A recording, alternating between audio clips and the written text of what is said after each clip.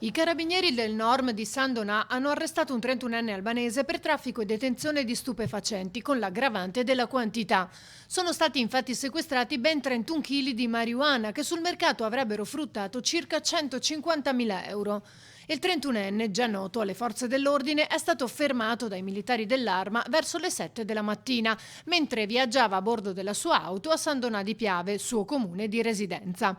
Alla vista dei carabinieri si è dimostrato particolarmente nervoso, motivo per cui loro hanno deciso di fare un controllo nella sua abitazione, nonostante la perquisizione del veicolo non avesse dato alcun riscontro particolare.